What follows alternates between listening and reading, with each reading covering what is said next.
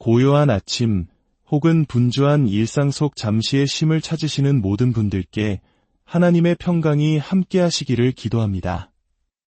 오늘 우리가 함께 묵상할 말씀은 구약 성경 에스겔서 7장 1절입니다. 또 여호와의 말씀이 내게 임하여 이르시되, 아주 짧고 평범해 보이는 이 한 구절에 실은 우리 신앙의 가장 깊은 신비와 축복이 담겨 있습니다. 하나님의 말씀이 내게 임한다는 것은 과연 어떤 의미일까요?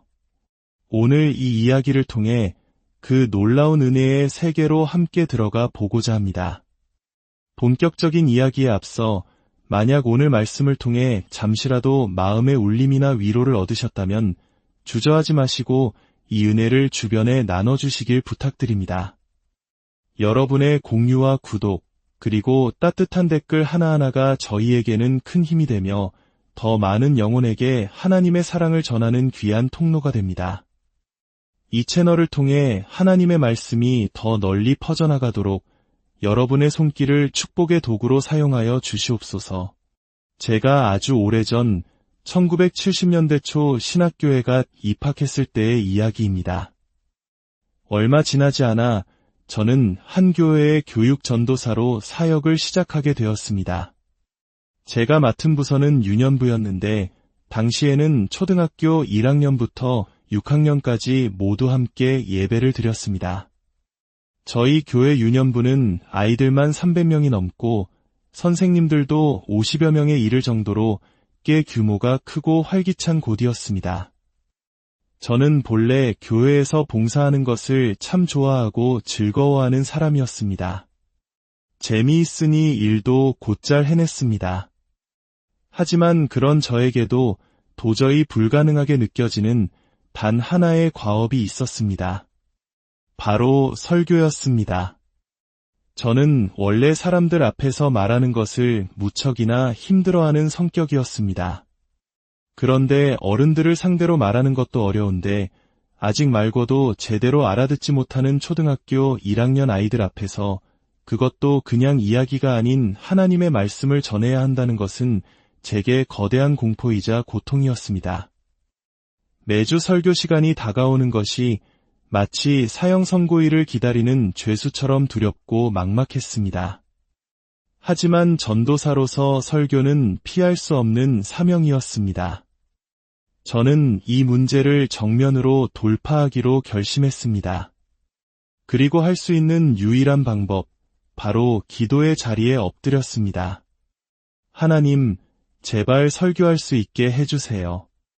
이 어린 영혼들에게 하나님의 말씀을 제대로 전할 수 있는 지혜와 능력을 주세요. 라고 간절히 매달렸습니다. 심지어 교육학적으로는 말이 안 되는 기도, 초등학교 1학년 아이들도 깊은 은혜를 받게 해주세요. 라는 기도까지 드렸습니다. 물론 현실은 기도처럼 쉽게 풀리지 않았습니다.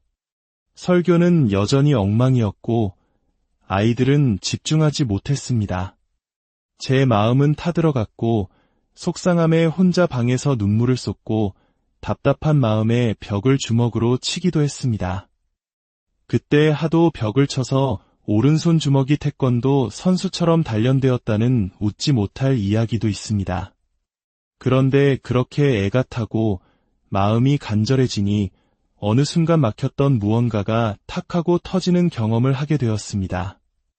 어느 날 밤 잠결에 꿈을 꾸는데 그토록 고민하던 성경 말씀을 어떻게 아이들에게 전해야 할지, 어떤 이야기로 풀어내야 아이들이 쉽게 이해하고 받아들일 수 있을지에 대한 아이디어가 섬광처럼 스쳐 지나갔습니다. 아, 이 말씀을 이렇게 설명하고 이런 예화를 들어주면 아이들이 알아듣겠구나. 그 깨달음이 찾아온 순간 저는 벌떡 일어나지 못하고 잠결에 돌아누워 그 내용을 메모지에 급히 휘갈겨 썼습니다. 예전에는 그런 생각이 떠오르면 아침에 일어나서 타자기로 정리해야지라고 생각하곤 했는데 막상 아침이 되면 꿈의 내용은 희미하게 기억나도 그토록 기가 막혔던 말씀의 핵심은 사라져버리는 허무함을 여러 번 겪었기 때문입니다. 그 안타까움 때문에 그 다음부터는 늘 머리맡에 메모지와 볼펜을 두고 자는 습관이 생겼습니다. 그렇게 잠결에 얻은 단 한 줄의 영감을 붙들고 설교를 준비하면 놀라운 일이 벌어졌습니다. 제 서툰 말솜씨에도 불구하고 불가능해 보였던 초등학교 1학년 아이들의 눈이 반짝이고 말씀에 귀를 기울이며 은혜를 받는 기적이 일어난 것입니다. 저는 그때 비로소 오늘 우리가 읽은 에스겔서의 말씀, 여호와의 말씀이 내게 임하여 이르시되라는 구절의 의미를 온몸으로 깨닫게 되었습니다. 그것은 단순히 지식적인 깨달음이 아니었습니다. 막막한 어둠 속에서 한 줄기 빛이 비추는 것과 같은 살아있는 하나님의 실제적인 개입이었습니다. 그 경험 이후로 제 삶에서 가장 큰 기쁨과 희열은 바로 하나님의 말씀이 제게 임하는 순간이 되었습니다. 설교자로서 늘 다음 주일 말씀을 묵상하며 살아가지만 때로는 운전을 하다가 혹은 길을 걷다가 전혀 예상치 못한 순간에 말씀의 깊은 뜻이 번개처럼 깨달아질 때가 있습니다. 아, 이 말씀이 바로 이런 뜻이었구나. 이렇게 놀라운 은혜가 담겨 있었구나. 그 순간의 벅찬 감동은 세상의 어떤 기쁨과도 비교할 수 없습니다. 아마 밖에서 보면 혼자 소리를 지르는 저를 보고 미친 사람이라고 생각할지도 모릅니다. 하지만 그 깨달음이 주는 희열은 그 모든 것을 초월합니다. 그리고 신기하게도 그렇게 기쁨과 감격 속에서 준비한 설교는 성도들에게도 그대로 전달되었습니다. 제 지식이나 논리가 아니라 제 안에 임하신 말씀의 생명력이 그들의 영혼에 가 닿는 것을 느낄 수 있었습니다. 사랑하는 성도 여러분, 예수님께서는 종종 들을 귀 있는 자는 들으라고 말씀하셨습니다. 우리 모두는 물리적인 귀를 가지고 소리를 듣습니다. 하지만 주님이 말씀하신 들을 귀는 그것이 아닙니다. 하나님의 음성을 들을 수 있는 영적인 귀는 따로 있습니다. 세상에는 수많은 소리가 있지만 정작 들어야 할 하나님의 음성을 듣지 못하는 귀가 너무나 많습니다. 하나님의 말씀이 임재하는 것을 경험하며 사는 사람, 그 사람이 바로 들을 귀를 가진 복 있는 사람입니다. 혹시 우이독경이라는 사자성어를 아십니까? 소귀의 경 읽기라는 뜻으로 아무리 좋은 말씀을 들려주어도 알아듣지 못하는 어리석음을 비유하는 말입니다. 왜 우리의 신앙생활이 때때로 이처럼 무미건조하고 아무런 감동도 은혜도 없는 우이독경의 상태에 머무르게 될까요? 그 이유는 간단합니다. 말씀을 듣고 행하지 않기 때문입니다. 우리가 자녀에게 저 아이는 참말을 잘 들어라고 할 때 그것은 아이의 청력이 좋다는 뜻이 아닙니다. 부모의 말을 듣고 순종한다는 의미입니다. 마찬가지로 하나님의 말씀을 듣고 순종하는 사람은 영적인 귀가 점점 더 밝아져서 하나님의 세미한 음성까지도 듣게 됩니다. 그러나 듣기만 하고 행하지 않는 사람은 마치 모래 위에 집을 짓는 사람처럼 그 영적인 귀가 점점 더 어두워지고 굳어져 버립니다.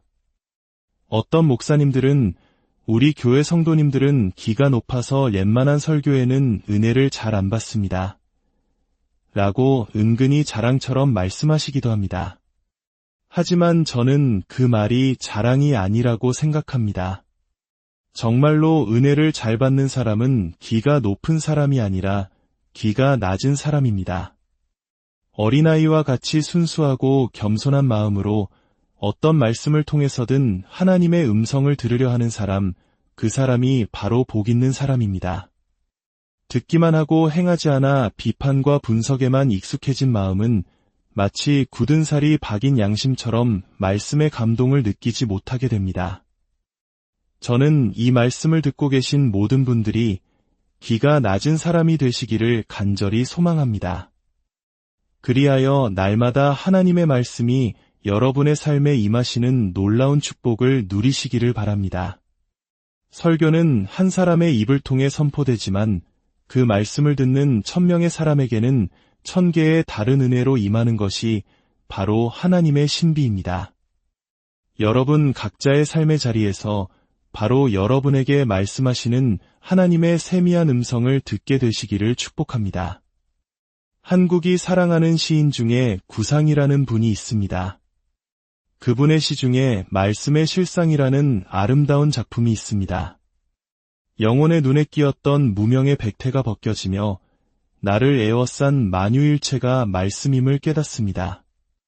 노상 무심히 보아오던 손가락이 10개인 것도 이적이나 접하듯 새삼 놀라웠고 창밖 울타리 한 구석 새로 피는 개나리꽃도 부활의 시범을 보듯 사뭇 황홀합니다.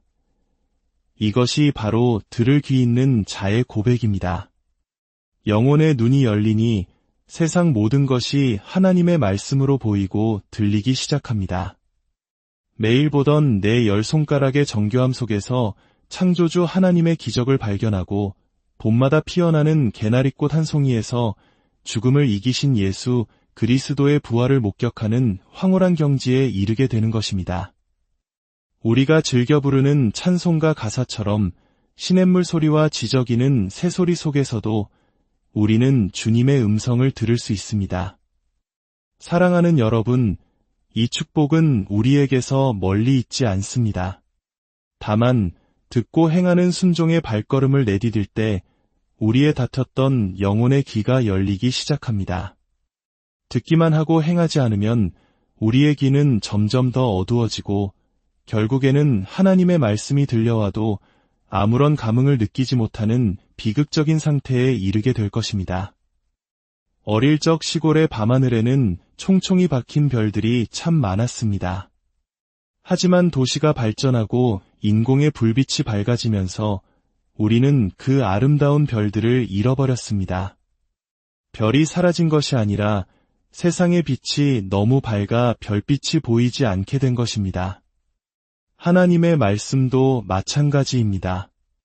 세상에 볼 것, 들을 것이 너무 많아지고 우리 마음이 그것들로 가득 차면 하나님의 세미한 음성은 들리지 않게 됩니다.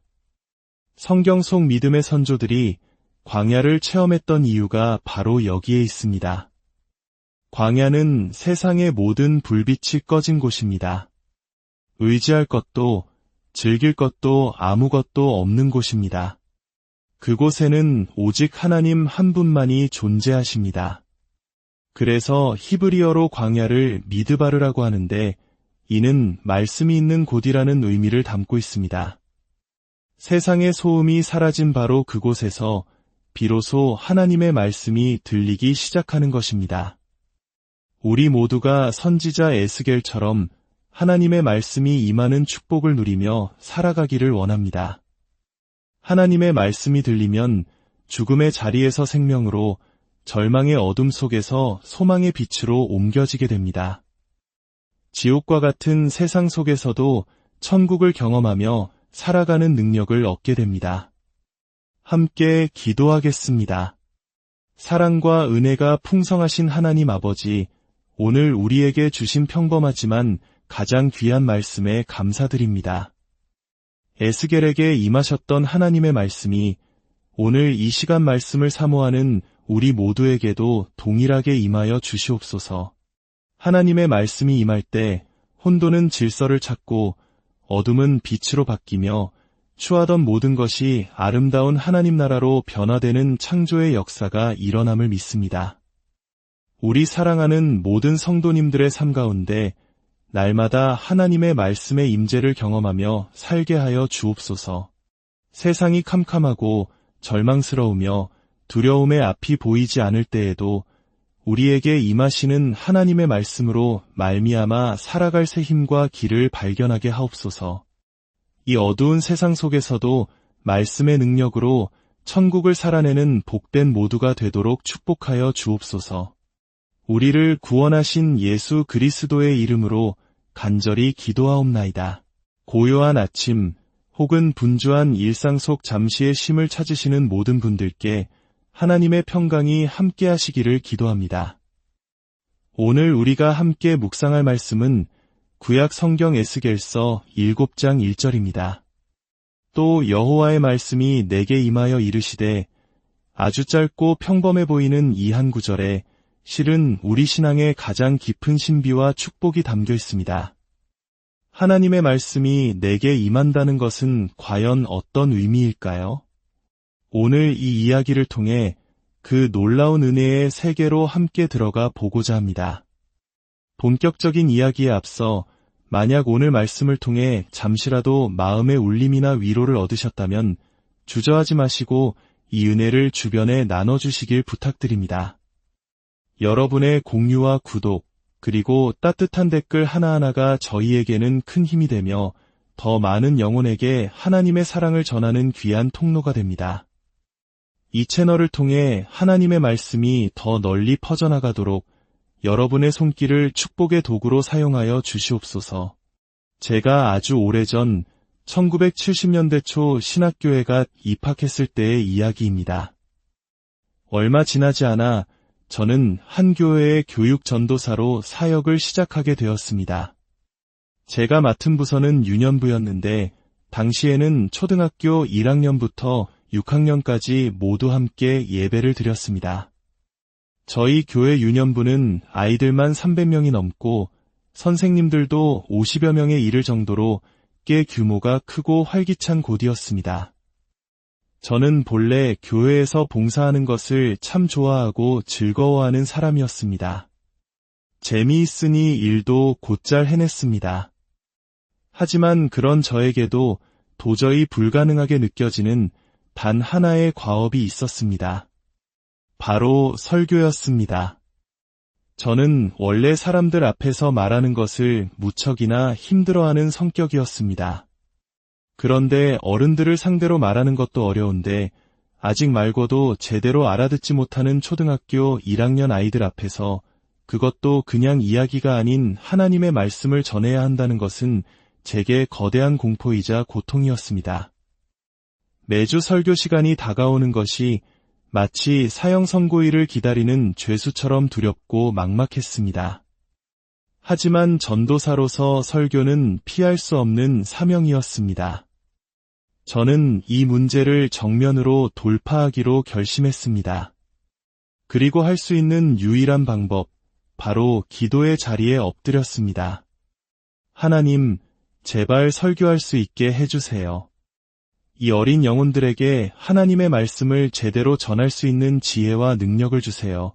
라고 간절히 매달렸습니다. 심지어 교육학적으로는 말이 안 되는 기도, 초등학교 1학년 아이들도 깊은 은혜를 받게 해주세요. 라는 기도까지 드렸습니다. 물론 현실은 기도처럼 쉽게 풀리지 않았습니다. 설교는 여전히 엉망이었고 아이들은 집중하지 못했습니다. 제 마음은 타들어갔고 속상함에 혼자 방에서 눈물을 쏟고 답답한 마음에 벽을 주먹으로 치기도 했습니다. 그때 하도 벽을 쳐서 오른손 주먹이 태권도 선수처럼 단련되었다는 웃지 못할 이야기도 있습니다. 그런데 그렇게 애가 타고 마음이 간절해지니 어느 순간 막혔던 무언가가 탁 하고 터지는 경험을 하게 되었습니다. 어느 날 밤 잠결에 꿈을 꾸는데 그토록 고민하던 성경 말씀을 어떻게 아이들에게 전해야 할지, 어떤 이야기로 풀어내야 아이들이 쉽게 이해하고 받아들일 수 있을지에 대한 아이디어가 섬광처럼 스쳐 지나갔습니다. 아, 이 말씀을 이렇게 설명하고 이런 예화를 들어주면 아이들이 알아듣겠구나. 그 깨달음이 찾아온 순간 저는 벌떡 일어나지 못하고 잠결에 돌아누워 그 내용을 메모지에 급히 휘갈겨 썼습니다. 예전에는 그런 생각이 떠오르면 아침에 일어나서 타자기로 정리해야지라고 생각하곤 했는데 막상 아침이 되면 꿈의 내용은 희미하게 기억나도 그토록 기가 막혔던 말씀의 핵심은 사라져버리는 허무함을 여러 번 겪었기 때문입니다. 그 안타까움 때문에 그 다음부터는 늘 머리맡에 메모지와 볼펜을 두고 자는 습관이 생겼습니다. 그렇게 잠결에 얻은 단 한 줄의 영감을 붙들고 설교를 준비하면 놀라운 일이 벌어졌습니다. 제 서툰 말솜씨에도 불구하고 불가능해 보였던 초등학교 1학년 아이들의 눈이 반짝이고 말씀에 귀를 기울이며 은혜를 받는 기적이 일어난 것입니다. 저는 그때 비로소 오늘 우리가 읽은 에스겔서의 말씀, 여호와의 말씀이 내게 임하여 이르시되라는 구절의 의미를 온몸으로 깨닫게 되었습니다. 그것은 단순히 지식적인 깨달음이 아니었습니다. 막막한 어둠 속에서 한 줄기 빛이 비추는 것과 같은 살아있는 하나님의 실제적인 개입이었습니다. 그 경험 이후로 제 삶에서 가장 큰 기쁨과 희열은 바로 하나님의 말씀이 제게 임하는 순간이 되었습니다. 설교자로서 늘 다음 주일 말씀을 묵상하며 살아가지만 때로는 운전을 하다가 혹은 길을 걷다가 전혀 예상치 못한 순간에 말씀의 깊은 뜻이 번개처럼 깨달아질 때가 있습니다. 아, 이 말씀이 바로 이런 뜻이었구나. 이렇게 놀라운 은혜가 담겨 있었구나. 그 순간의 벅찬 감동은 세상의 어떤 기쁨과도 비교할 수 없습니다. 아마 밖에서 보면 혼자 소리를 지르는 저를 보고 미친 사람이라고 생각할지도 모릅니다.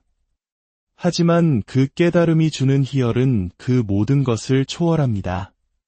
그리고 신기하게도 그렇게 기쁨과 감격 속에서 준비한 설교는 성도들에게도 그대로 전달되었습니다. 제 지식이나 논리가 아니라 제 안에 임하신 말씀의 생명력이 그들의 영혼에 가 닿는 것을 느낄 수 있었습니다. 사랑하는 성도 여러분, 예수님께서는 종종 들을 귀 있는 자는 들으라고 말씀하셨습니다. 우리 모두는 물리적인 귀를 가지고 소리를 듣습니다. 하지만 주님이 말씀하신 들을 귀는 그것이 아닙니다. 하나님의 음성을 들을 수 있는 영적인 귀는 따로 있습니다. 세상에는 수많은 소리가 있지만 정작 들어야 할 하나님의 음성을 듣지 못하는 귀가 너무나 많습니다. 하나님의 말씀이 임재하는 것을 경험하며 사는 사람, 그 사람이 바로 들을 귀를 가진 복 있는 사람입니다. 혹시 우이독경이라는 사자성어를 아십니까? 소귀의 경 읽기라는 뜻으로 아무리 좋은 말씀을 들려주어도 알아듣지 못하는 어리석음을 비유하는 말입니다. 왜 우리의 신앙생활이 때때로 이처럼 무미건조하고 아무런 감동도 은혜도 없는 우이독경의 상태에 머무르게 될까요? 그 이유는 간단합니다. 말씀을 듣고 행하지 않기 때문입니다. 우리가 자녀에게 저 아이는 참말을 잘 들어라고 할 때 그것은 아이의 청력이 좋다는 뜻이 아닙니다. 부모의 말을 듣고 순종한다는 의미입니다.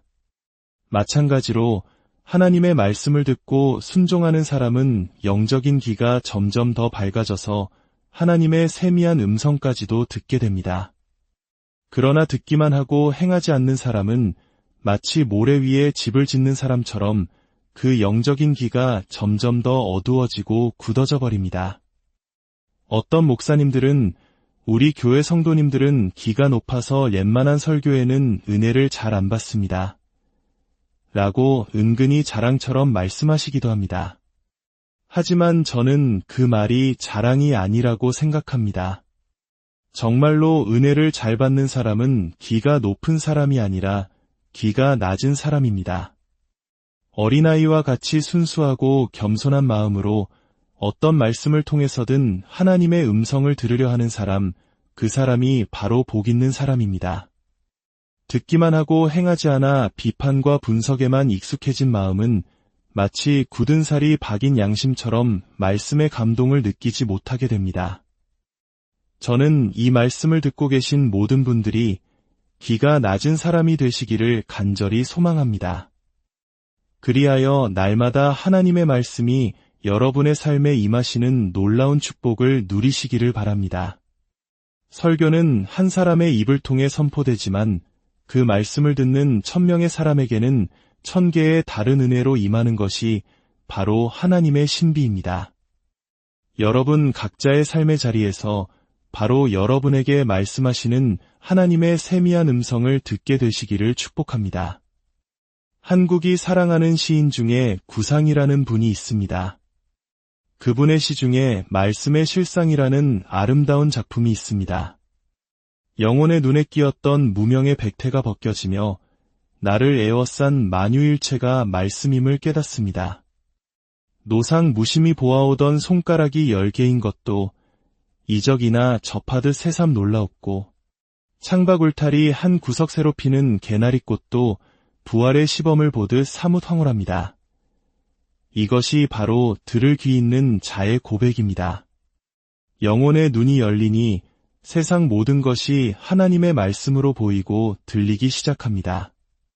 매일 보던 내 10손가락의 정교함 속에서 창조주 하나님의 기적을 발견하고 봄마다 피어나는 개나리꽃 한 송이에서 죽음을 이기신 예수 그리스도의 부활을 목격하는 황홀한 경지에 이르게 되는 것입니다. 우리가 즐겨 부르는 찬송가 가사처럼 시냇물 소리와 지저귀는 새소리 속에서도 우리는 주님의 음성을 들을 수 있습니다.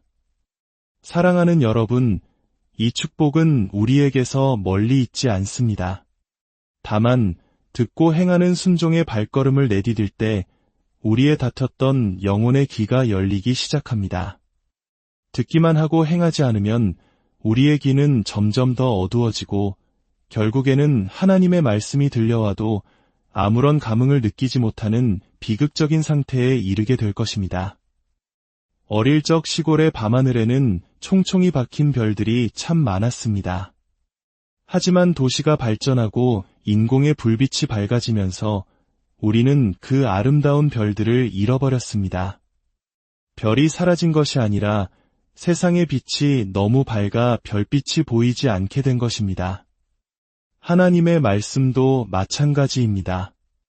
세상에 볼 것, 들을 것이 너무 많아지고 우리 마음이 그것들로 가득 차면 하나님의 세미한 음성은 들리지 않게 됩니다. 성경 속 믿음의 선조들이 광야를 체험했던 이유가 바로 여기에 있습니다. 광야는 세상의 모든 불빛이 꺼진 곳입니다. 의지할 것도 즐길 것도 아무것도 없는 곳입니다. 그곳에는 오직 하나님 한 분만이 존재하십니다. 그래서 히브리어로 광야를 미드바르라고 하는데 이는 말씀이 있는 곳이라는 의미를 담고 있습니다. 세상의 소음이 사라진 바로 그곳에서 비로소 하나님의 말씀이 들리기 시작하는 것입니다. 우리 모두가 선지자 에스겔처럼 하나님의 말씀이 임하는 축복을 누리며 살아가기를 원합니다. 하나님의 말씀이 들리면 죽음의 자리에서 생명으로, 절망의 어둠 속에서 소망의 빛으로 옮겨지게 됩니다.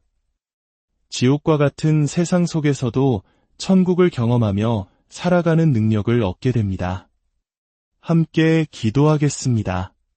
사랑과 은혜가 풍성하신 하나님 아버지, 오늘 우리에게 주신 평범하지만 가장 귀한 말씀에 감사드립니다. 에스겔에게 임하셨던 하나님의 말씀이 오늘 이 시간 말씀을 사모하는 우리 모두에게도 동일하게 임하여 주시옵소서. 하나님의 말씀이 임할 때 혼돈은 질서를 찾고 어둠은 빛으로 바뀌며 추하던 모든 것이 아름다운 하나님 나라로 변화되는 창조의 역사가 일어남을 믿습니다. 우리 사랑하는 모든 성도님들의 삶 가운데 날마다 하나님의 말씀의 임재를 경험하며 살게 하여 주옵소서. 세상이 캄캄하고 절망스러우며 두려움의 앞이 보이지 않을 때에도 우리에게 임하시는 하나님의 말씀으로 말미암아 살아갈 새 힘과 길을 발견하게 하옵소서. 이 어두운 세상 속에서도 말씀의 능력으로 천국을 살아내는 복된 모두가 되도록 축복하여 주옵소서. 우리를 구원하신 예수 그리스도의 이름으로 간절히 기도하옵나이다. 고요한 아침 혹은 분주한 일상 속 잠시의 쉼을 찾으시는 모든 분들께 하나님의 평강이 함께 하시기를 기도합니다. 오늘 우리가 함께 묵상할 말씀은 구약 성경 에스겔서 7장 1절입니다. 또 여호와의 말씀이 내게 임하여 이르시되, 아주 짧고 평범해 보이는 이 한 구절에 실은 우리 신앙의 가장 깊은 신비와 축복이 담겨 있습니다. 하나님의 말씀이 내게 임한다는 것은 과연 어떤 의미일까요? 오늘 이 이야기를 통해 그 놀라운 은혜의 세계로 함께 들어가 보고자 합니다. 본격적인 이야기에 앞서 만약 오늘 말씀을 통해 잠시라도 마음의 울림이나 위로를 얻으셨다면 주저하지 마시고 이 은혜를 주변에 나눠주시길 부탁드립니다. 여러분의 공유와 구독, 그리고 따뜻한 댓글 하나하나가 저희에게는 큰 힘이 되며 더 많은 영혼에게 하나님의 사랑을 전하는 귀한 통로가 됩니다. 이 채널을 통해 하나님의 말씀이 더 널리 퍼져나가도록 여러분의 손길을 축복의 도구로 사용하여 주시옵소서. 제가 아주 오래전 1970년대 초 신학교회가 입학했을 때의 이야기입니다. 얼마 지나지 않아 저는 한 교회의 교육 전도사로 사역을 시작하게 되었습니다. 제가 맡은 부서는 유년부였는데 당시에는 초등학교 1학년부터 6학년까지 모두 함께 예배를 드렸습니다. 저희 교회 유년부는 아이들만 300명이 넘고 선생님들도 50여 명에 이를 정도로 꽤 규모가 크고 활기찬 곳이었습니다. 저는 본래 교회에서 봉사하는 것을 참 좋아하고 즐거워하는 사람이었습니다. 재미있으니 일도 곧잘 해냈습니다. 하지만 그런 저에게도 도저히 불가능하게 느껴지는 단 하나의 과업이 있었습니다. 바로 설교였습니다. 저는 원래 사람들 앞에서 말하는 것을 무척이나 힘들어하는 성격이었습니다. 그런데 어른들을 상대로 말하는 것도 어려운데 아직 말고도 제대로 알아듣지 못하는 초등학교 1학년 아이들 앞에서 그것도 그냥 이야기가 아닌 하나님의 말씀을 전해야 한다는 것은 제게 거대한 공포이자 고통이었습니다. 매주 설교 시간이 다가오는 것이 마치 사형 선고일을 기다리는 죄수처럼 두렵고 막막했습니다. 하지만 전도사로서 설교는 피할 수 없는 사명이었습니다. 저는 이 문제를 정면으로 돌파하기로 결심했습니다. 그리고 할 수 있는 유일한 방법, 바로 기도의 자리에 엎드렸습니다. 하나님, 제발 설교할 수 있게 해주세요.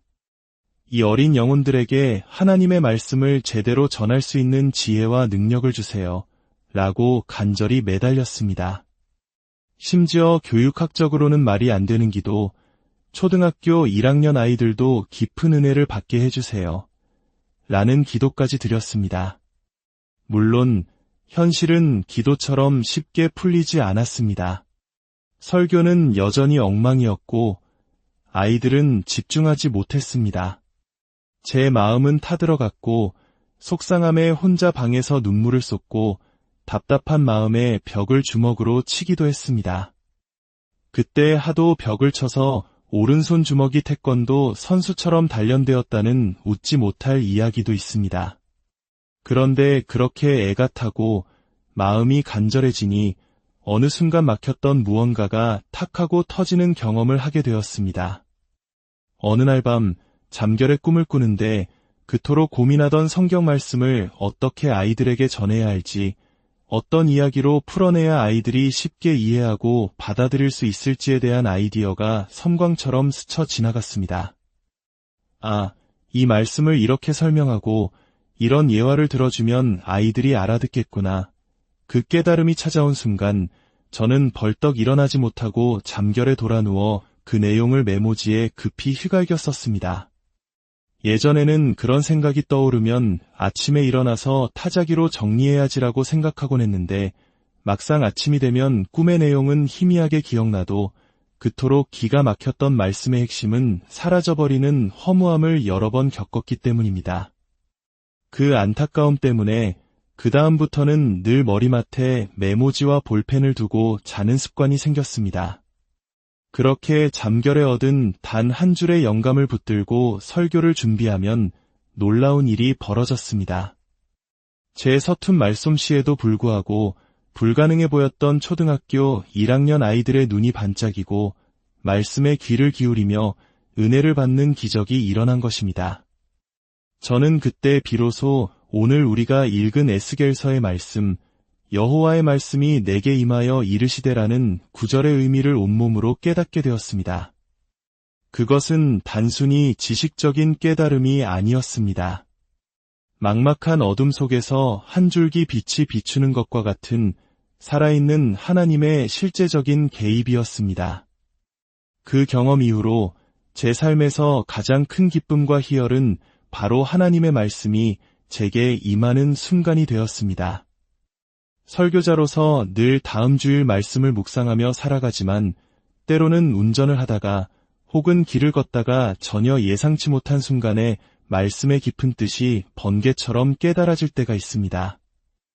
아, 이 말씀이 바로 이런 뜻이었구나. 이렇게 놀라운 은혜가 담겨 있었구나. 그 순간의 벅찬 감동은 세상의 어떤 기쁨과도 비교할 수 없습니다. 아마 밖에서 보면 혼자 소리를 지르는 저를 보고 미친 사람이라고 생각할지도 모릅니다. 하지만 그 깨달음이 주는 희열은 그 모든 것을 초월합니다. 그리고 신기하게도 그렇게 기쁨과 감격 속에서 준비한 설교는 성도들에게도 그대로 전달되었습니다. 제 지식이나 논리가 아니라 제 안에 임하신 말씀의 생명력이 그들의 영혼에 가 닿는 것을 느낄 수 있었습니다. 사랑하는 성도 여러분, 예수님께서는 종종 들을 귀 있는 자는 들으라고 말씀하셨습니다. 우리 모두는 물리적인 귀를 가지고 소리를 듣습니다. 하지만 주님이 말씀하신 들을 귀는 그것이 아닙니다.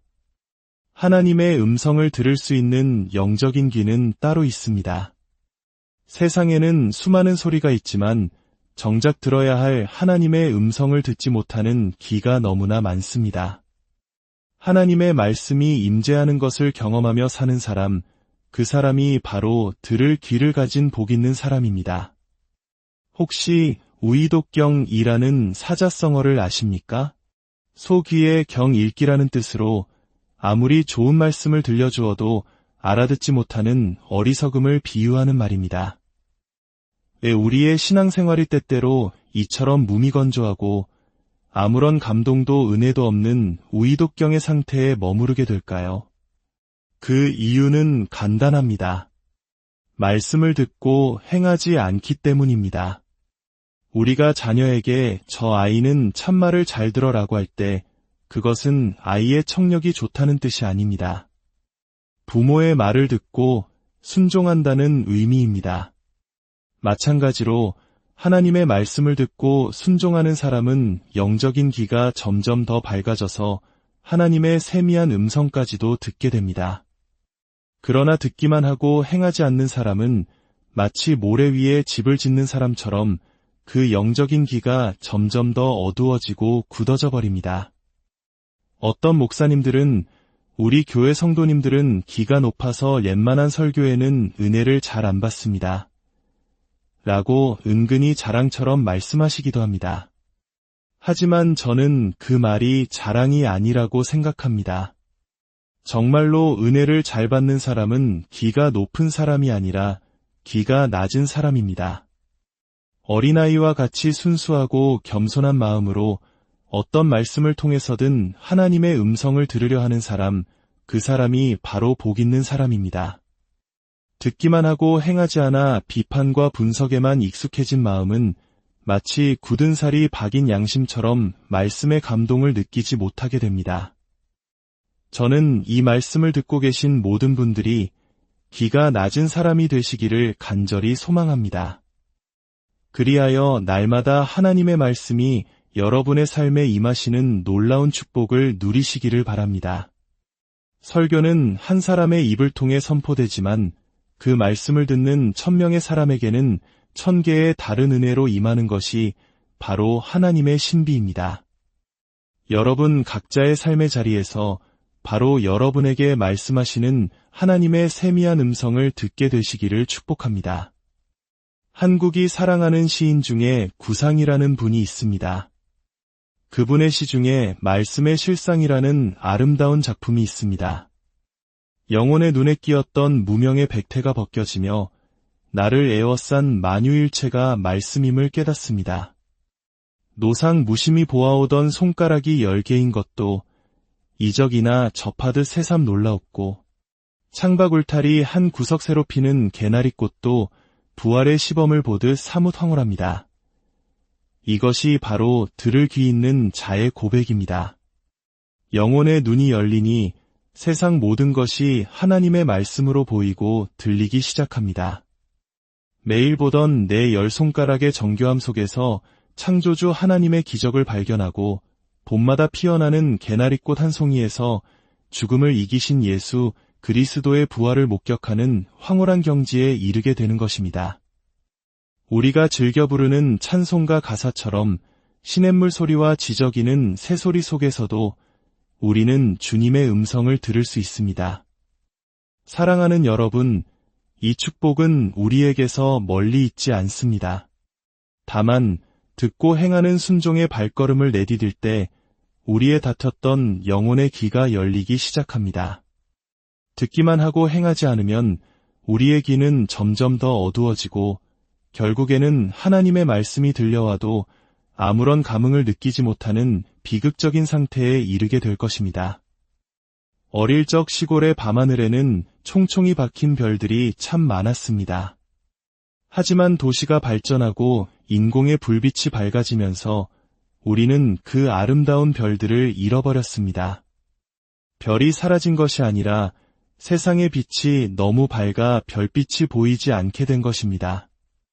하나님의 말씀도 마찬가지입니다. 세상에 볼 것, 들을 것이 너무 많아지고 우리 마음이 그것들로 가득 차면 하나님의 세미한 음성은 들리지 않게 됩니다. 성경 속 믿음의 선조들이 광야를 체험했던 이유가 바로 여기에 있습니다. 광야는 세상의 모든 불빛이 꺼진 곳입니다. 의지할 것도 즐길 것도 아무것도 없는 곳입니다. 그곳에는 오직 하나님 한 분만이 존재하십니다. 그래서 히브리어로 광야를 미드바르라고 하는데 이는 말씀이 있는 곳이라는 의미를 담고 있습니다. 세상의 소음이 사라진 바로 그곳에서 비로소 하나님의 말씀이 들리기 시작하는 것입니다. 우리 모두가 선지자 에스겔처럼 하나님의 말씀이 임하는 축복을 누리며 살아가기를 원합니다. 하나님의 말씀이 들리면 죽음의 자리에서 생명으로, 절망의 어둠 속에서 소망의 빛으로 옮겨지게 됩니다. 지옥과 같은 세상 속에서도 천국을 경험하며 살아가는 능력을 얻게 됩니다. 함께 기도하겠습니다. 사랑과 은혜가 풍성하신 하나님 아버지, 오늘 우리에게 주신 평범하지만 가장 귀한 말씀에 감사드립니다. 에스겔에게 임하셨던 하나님의 말씀이 오늘 이 시간 말씀을 사모하는 우리 모두에게도 동일하게 임하여 주시옵소서. 하나님의 말씀이 임할 때 혼돈은 질서를 찾고 어둠은 빛으로 바뀌며 추하던 모든 것이 아름다운 하나님 나라로 변화되는 창조의 역사가 일어남을 믿습니다.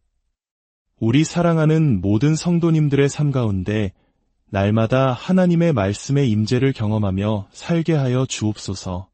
세상이 캄캄하고 절망스러우며 두려움의 앞이 보이지 않을 때에도 우리에게 임하시는 하나님의 말씀으로 말미암아 살아갈 새 힘과 길을 발견하게 하옵소서.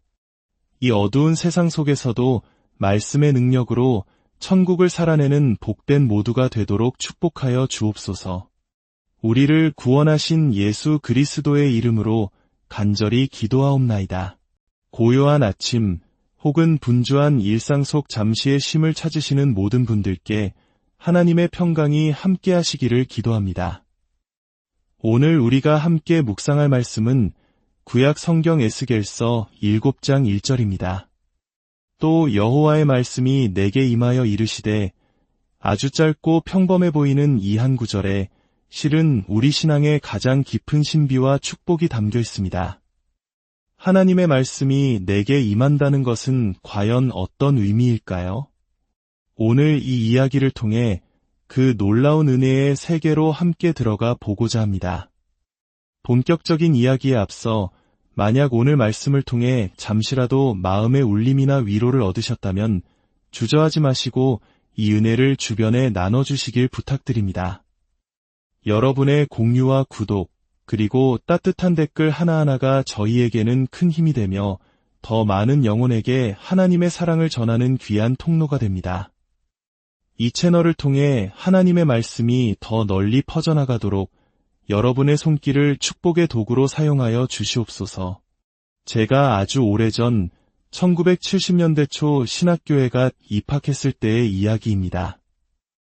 얼마 지나지 않아 저는 한 교회의 교육 전도사로 사역을 시작하게 되었습니다. 제가 맡은 부서는 유년부였는데 당시에는 초등학교 1학년부터 6학년까지 모두 함께 예배를 드렸습니다. 저희 교회 유년부는 아이들만 300명이 넘고 선생님들도 50여 명에 이를 정도로 꽤 규모가 크고 활기찬 곳이었습니다. 저는 본래 교회에서 봉사하는 것을 참 좋아하고 즐거워하는 사람이었습니다. 재미있으니 일도 곧잘 해냈습니다. 하지만 그런 저에게도 도저히 불가능하게 느껴지는 단 하나의 과업이 있었습니다. 바로 설교였습니다. 저는 원래 사람들 앞에서 말하는 것을 무척이나 힘들어하는 성격이었습니다. 그런데 어른들을 상대로 말하는 것도 어려운데 아직 말고도 제대로 알아듣지 못하는 초등학교 1학년 아이들 앞에서 그것도 그냥 이야기가 아닌 하나님의 말씀을 전해야 한다는 것은 제게 거대한 공포이자 고통이었습니다.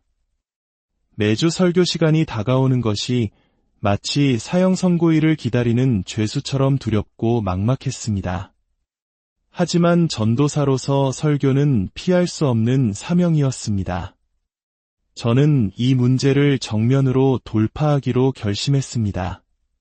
그리고 할 수 있는 유일한 방법, 바로 기도의 자리에 엎드렸습니다.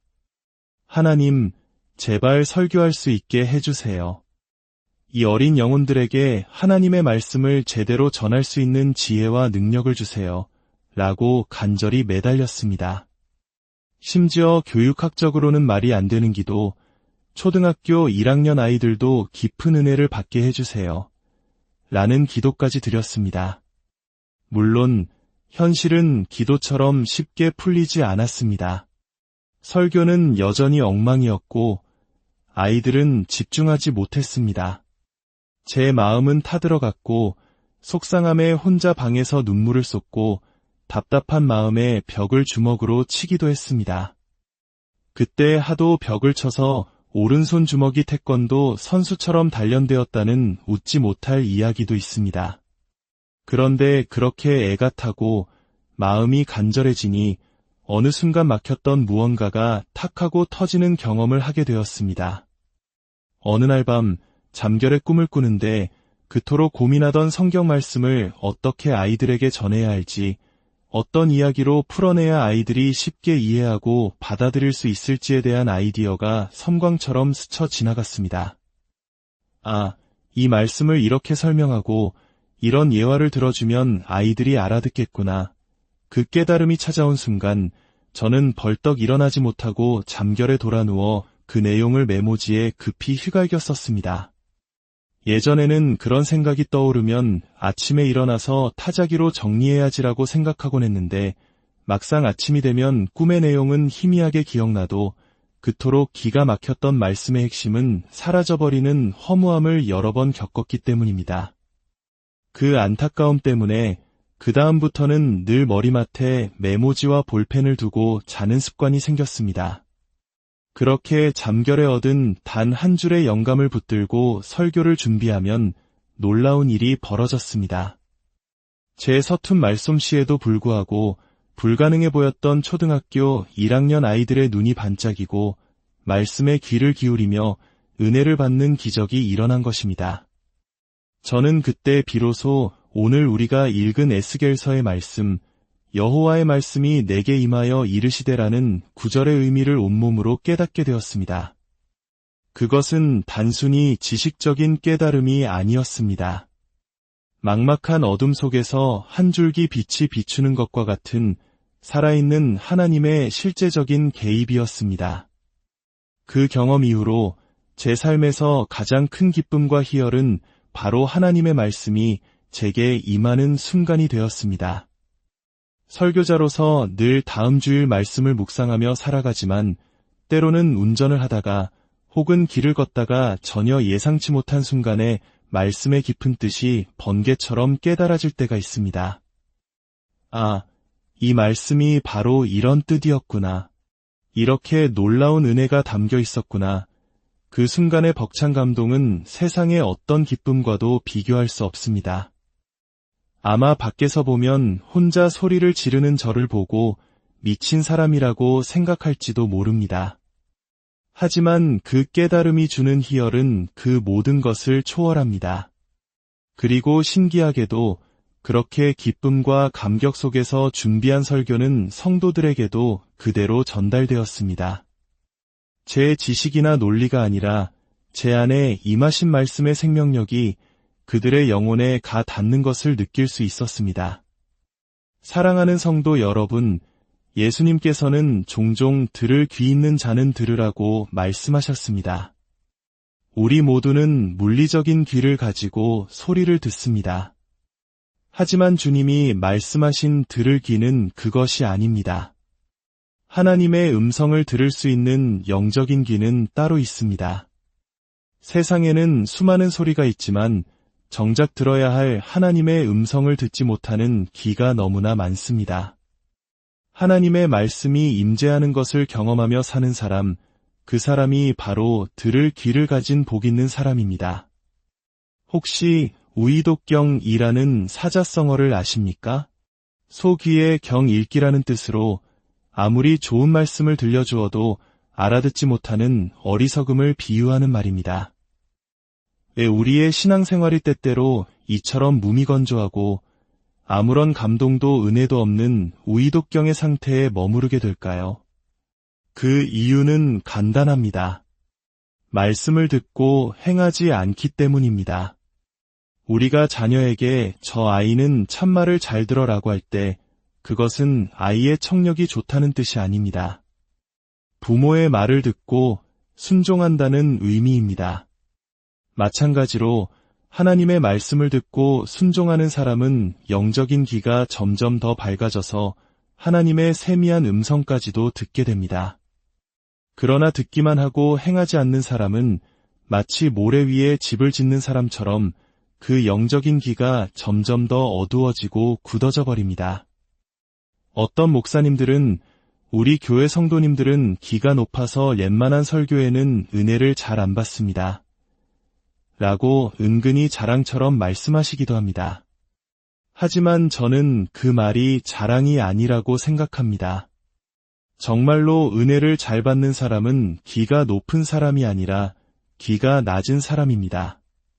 어린아이와 같이 순수하고 겸손한 마음으로 어떤 말씀을 통해서든 하나님의 음성을 들으려 하는 사람, 그 사람이 바로 복 있는 사람입니다.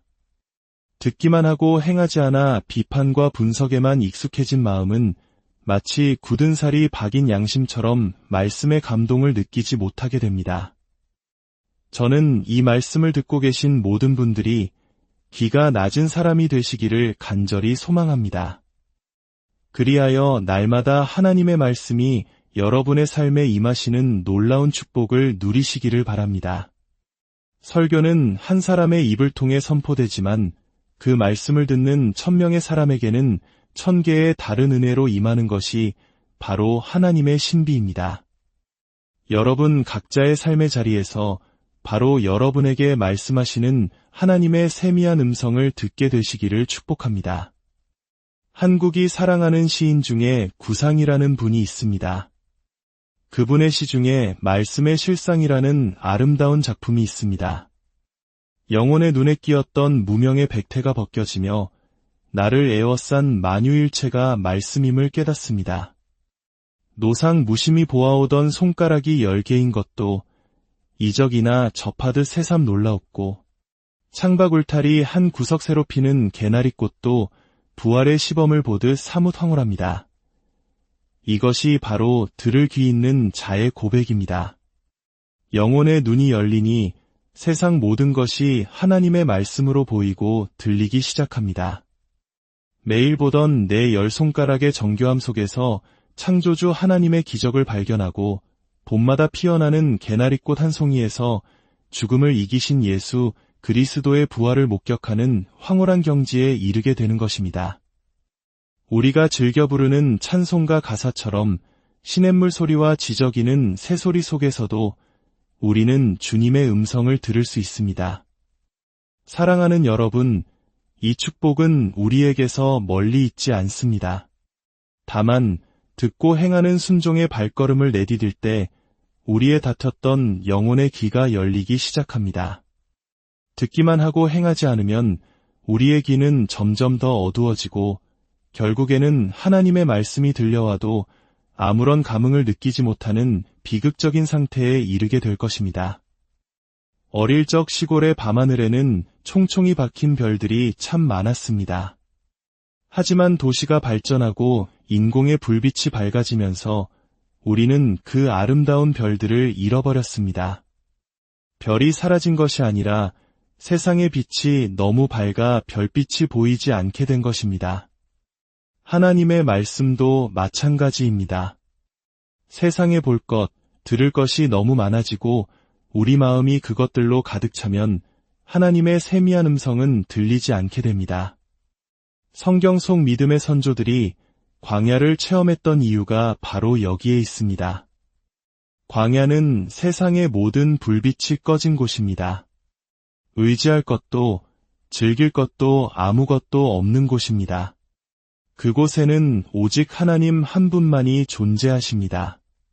그래서 히브리어로 광야를 미드바르라고 하는데 이는 말씀이 있는 곳이라는 의미를 담고 있습니다. 세상의 소음이 사라진 바로 그곳에서 비로소 하나님의 말씀이 들리기 시작하는 것입니다. 우리 모두가 선지자 에스겔처럼 하나님의 말씀이 임하는 축복을 누리며 살아가기를 원합니다. 하나님의 말씀이 들리면 죽음의 자리에서 생명으로, 절망의 어둠 속에서 소망의 빛으로 옮겨지게 됩니다. 지옥과 같은 세상 속에서도 천국을 경험하며 살아가는 능력을 얻게 됩니다. 함께 기도하겠습니다. 사랑과 은혜가 풍성하신 하나님 아버지, 오늘 우리에게 주신 평범하지만 가장 귀한 말씀에 감사드립니다. 에스겔에게 임하셨던 하나님의 말씀이 오늘 이 시간 말씀을 사모하는 우리 모두에게도 동일하게 임하여 주시옵소서. 하나님의 말씀이 임할 때 혼돈은 질서를 찾고 어둠은 빛으로 바뀌며 추하던 모든 것이 아름다운 하나님 나라로 변화되는 창조의 역사가 일어남을 믿습니다. 우리 사랑하는 모든 성도님들의 삶 가운데 날마다 하나님의 말씀의 임재를 경험하며 살게 하여 주옵소서. 세상이 캄캄하고 절망스러우며 두려움의 앞이 보이지 않을 때에도 우리에게 임하시는 하나님의 말씀으로 말미암아 살아갈 새 힘과 길을 발견하게 하옵소서. 이 어두운 세상 속에서도 말씀의 능력으로 천국을 살아내는 복된 모두가 되도록 축복하여 주옵소서. 우리를 구원하신 예수 그리스도의 이름으로 간절히 기도하옵나이다. 고요한 아침 혹은 분주한 일상 속 잠시의 쉼을 찾으시는 모든 분들께 하나님의 평강이 함께 하시기를 기도합니다. 오늘 우리가 함께 묵상할 말씀은 구약 성경 에스겔서 7장 1절입니다. 또 여호와의 말씀이 내게 임하여 이르시되, 아주 짧고 평범해 보이는 이 한 구절에 실은 우리 신앙의 가장 깊은 신비와 축복이 담겨 있습니다. 하나님의 말씀이 내게 임한다는 것은 과연 어떤 의미일까요? 오늘 이 이야기를 통해 그 놀라운 은혜의 세계로 함께 들어가 보고자 합니다. 본격적인 이야기에 앞서 만약 오늘 말씀을 통해 잠시라도 마음의 울림이나 위로를 얻으셨다면 주저하지 마시고 이 은혜를 주변에 나눠주시길 부탁드립니다. 여러분의 공유와 구독, 그리고 따뜻한 댓글 하나하나가 저희에게는 큰 힘이 되며 더 많은 영혼에게 하나님의 사랑을 전하는 귀한 통로가 됩니다. 이 채널을 통해 하나님의 말씀이 더 널리 퍼져나가도록 여러분의 손길을 축복의 도구로 사용하여 주시옵소서. 제가 아주 오래전 1970년대 초 신학교회가 입학했을 때의 이야기입니다. 얼마 지나지 않아 저는 한 교회의 교육 전도사로 사역을 시작하게 되었습니다. 제가 맡은 부서는 유년부였는데 당시에는 초등학교 1학년부터 6학년까지 모두 함께 예배를 드렸습니다. 저희 교회 유년부는 아이들만 300명이 넘고 선생님들도 50여 명에 이를 정도로 꽤 규모가 크고 활기찬 곳이었습니다. 저는 본래 교회에서 봉사하는 것을 참 좋아하고 즐거워하는 사람이었습니다. 재미있으니 일도 곧잘 해냈습니다. 하지만 그런 저에게도 도저히 불가능하게 느껴지는 단 하나의 과업이 있었습니다. 바로 설교였습니다. 저는 원래 사람들 앞에서 말하는 것을